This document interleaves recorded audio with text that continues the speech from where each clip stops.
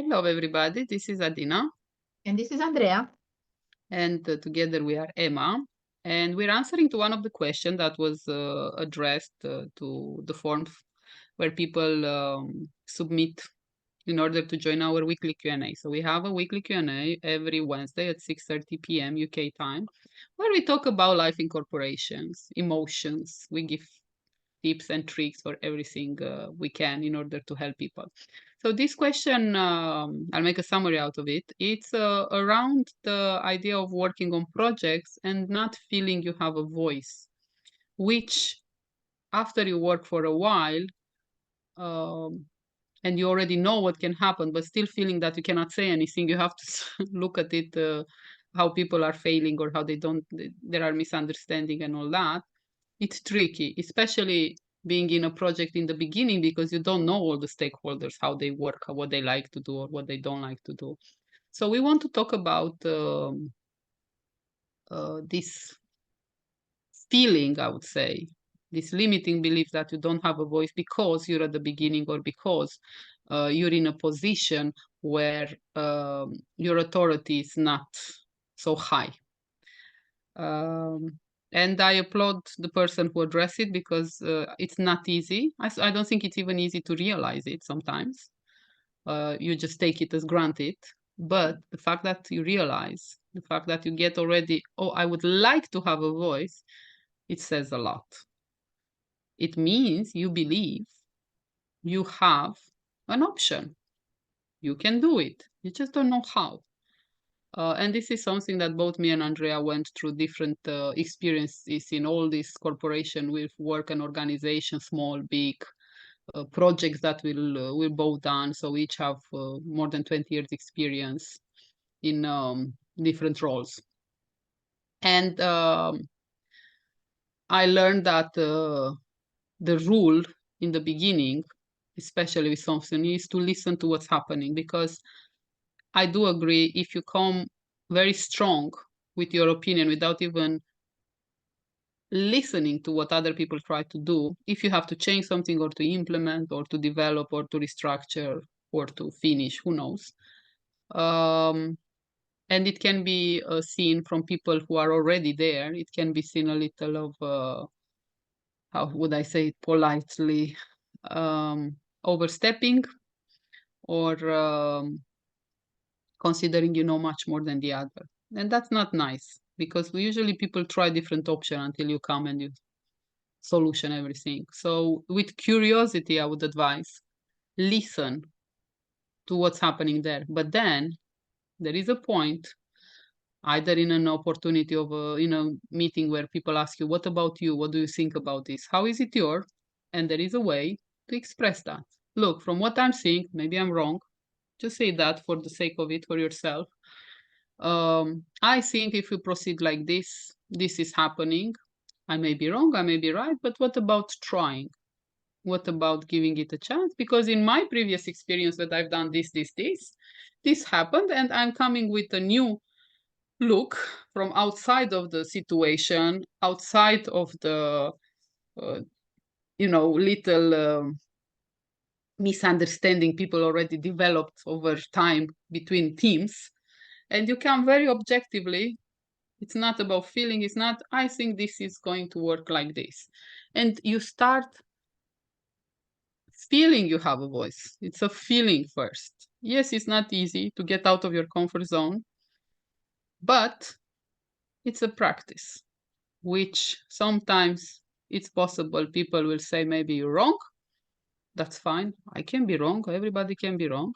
And sometimes people will say, let's try that.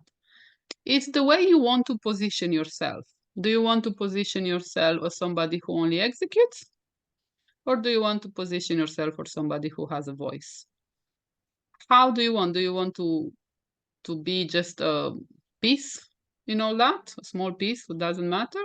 Or do you want to do more? I think in general, people want to be validated, they want to be seen, they want to be understood. It's very important in meetings to also validate other people's point of view, even if you consider it's not beneficial. That person took the courage, first of all, it is a courage for a lot of them, and the willingness to share their opinion, even if it doesn't work.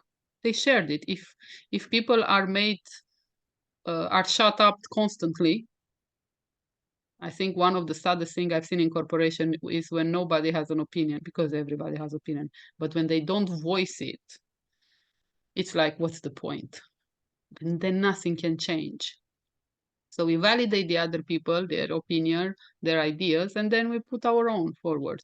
And then we start to have a voice. And then I used to be in projects. I remember one of the difficult one that I had, with meeting different stakeholders from different countries, from different teams, from across, I don't know, 5, 10 teams with a lot of people. And what we were doing a health checkup every 2 weeks, me and the lady who was managing from another country, because we were kind of coordinating with all the other departments to see, how do you feel about it? Do you think they understood? Do you think everybody's okay? Do you think they are on track? Do you think they understand the guidelines? We didn't assume anything, because it was such an important project for all of us, and it impacted around 100, 200 people. And we're talking money and a lot of other things. So we were making sure we understand each other. She was representing the population, I was representing the system, to make it successful.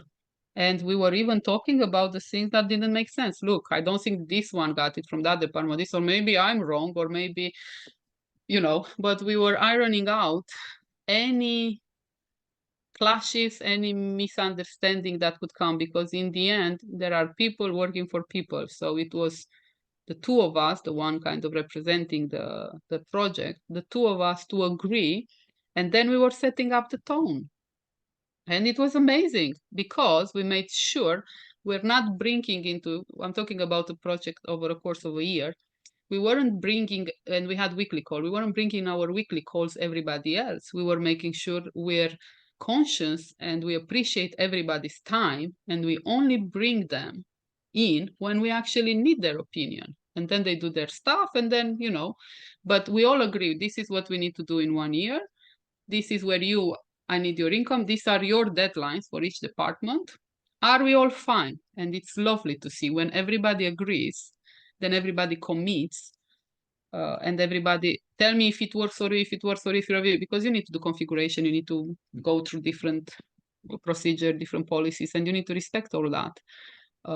And it was amazing. I think in project, one of the most important thing, and I learned the first time, 100% of a project, from 100% of a project, 20% of the time you need to spend on organizing it and putting it together, and then to bring different people across. But once everybody was happy and clear, any misunderstanding we were raising between us and solving them.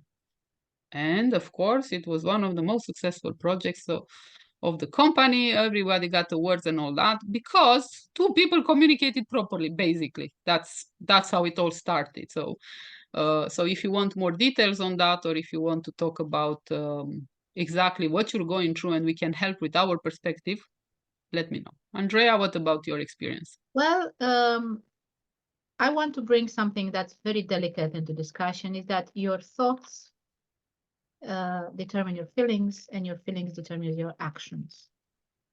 And that's a chain that can go either way. So this triangle, thoughts, emotions, actions, can go either way. But it's very important how you think about your work and your attitude towards it. And in reading your questions, if I can read back, I have to face and defeat all the difficulties that make the work difficult. First of all, when I say I've had to find and defeat, I picture myself a warrior pose, something ready to charge, someone ready to charge. And then all the difficulties that make the work difficult. So you view the world as the work as difficult. And I'm going to invite you to do a little exercise. What you think is what we think is how we behave. So if you put your hand like this, right, and you try to touch on it, to push it down, you put some resistance, but not too much, and you keep telling to yourself, I am strong. I am strong. I am strong. right? You'll see the hand not moving. Do the opposite. Say, I am weak. I am weak. You can do it. And you'll see the hand becomes weak. We are what we think. If we think the work is difficult, the work actually becomes more difficult than we might otherwise, it might otherwise be. And again, if we charge at it like if it's an enemy, the work will become the enemy. And guess what? Sometimes it will even fight back. So it's very important, like Adina said before, how you communicate, the attitude you bring into this communication. Because if you are always on the warpath, you'll find people ready to fight back. And that links back to your thoughts and your feelings about the job and how you action them in front of others. It goes back to your limiting beliefs that life is hard, that work is difficult, that I have to overcome difficulties. These are patterns of thoughts that have been created by experience, but they are just patterns. There's not necessarily the truth. You created them, you can let them go. I practice hypnotherapy to work with people for limiting beliefs, and it's a technique that works, but there are many other techniques out there that can help you overcome this. And my suggestion, my personal suggestion is to have a look and observe your language. The words you use. The words you use describe your reality. And then change those words. Because in changing those words, you change the reality and you also change the dialogue with yourself. And it might sound silly, but it does work. So instead of viewing something difficult altogether, try something like, this part is a little bit difficult, but I'll find a way to do it. But the other parts will go easier and easier because I'm solving first the most difficult part, which I'm working here and which I have the expertise to tackle. And that's already a change. That's it for us. Hopefully it helps. We are creating a program to overcome burnout, but that program would not be complete without us addressing limiting beliefs and limiting thoughts, like I have no choice, I have no voice, everything is difficult, I find a hard time getting to what I want. So the hard time will become even harder because you create that as you go along. Thank you for the question, very interesting, and thank you for the time you put in filling in the form. Really appreciate it. This is a deep, deep question for all of us. And we particularly like it because we come from a country, and it's cultural as well, where things are hard. This is what we learned growing up. Things are hard. Well, now we learn something different. We make things easy. And things are becoming easier. Good luck with your journey. Keep in touch. Don't hesitate to contact us if you need help with anything. And see you soon. Bye. See you soon. Bye.